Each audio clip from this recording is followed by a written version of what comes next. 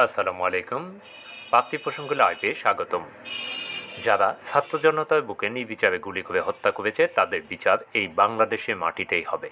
নাটোরের লালপুরে ছাত্র জনতার রক্তস্নাত অভ্যুত্থান পরবর্তী পরিস্থিতিতে আইন শৃঙ্খলা রক্ষা, মানুষের জানমালের ওপর আক্রমণ প্রতিহত করা ও আওয়ামী অনুপ্রবেশকারীদের অরাজকতা রুখে দেওয়ার লক্ষ্যে লালপুর উপজেলার দুধদুবিয়া ইউনিয়ন বিএনপির উদ্যোগে শান্তি ও সম্প্রীতি সমাবেশে প্রধান অতিথির বক্তব্যে লালপুর উপজেলা বিএনপি আহ্বায়ক ও ঢাকা মেডিকেল কলেজ ছাত্র সংসদের সাবেক ভিপি ইয়াসিন আরশাদ রাজন এসব কথা বলেন।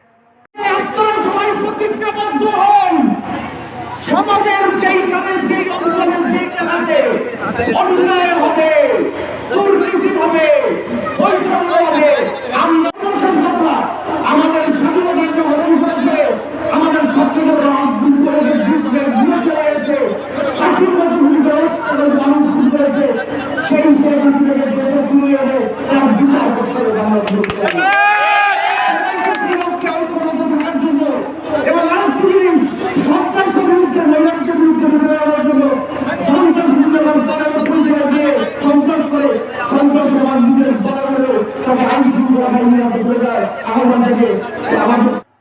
এ সময় আরও বক্তব্য রাখেন লালপুর উপজেলা বিএনপির সদস্য সচিব ও লালপুর উপজেলা পরিষদের সাবেক চেয়ারম্যান হারুনুর রশিদ পাপ্পু, বিলমারি ইউনিয়ন পরিষদ চেয়ারম্যান সিদ্দিক আলী মিষ্টু, উপজেলা বিএনপির যুগ্ম আহ্বায়ক গোলাম মোস্তফা নান্নু, হামিদুর রহমান বাবু, লালপুর উপজেলা যুগ্ম আহ্বায়ক আশরাফুল ইসলাম লুলু, শামসুন নাহার পারুল, উপজেলা যুবদলের আহ্বায়ক আব্দুস সালাম, এনামুল হক কালু, উপজেলা ছাত্রদলের আহ্বায়ক রায়হান কবির সুইট, যুগ্ম আহ্বায়ক আবু রায়হান প্রমুখ।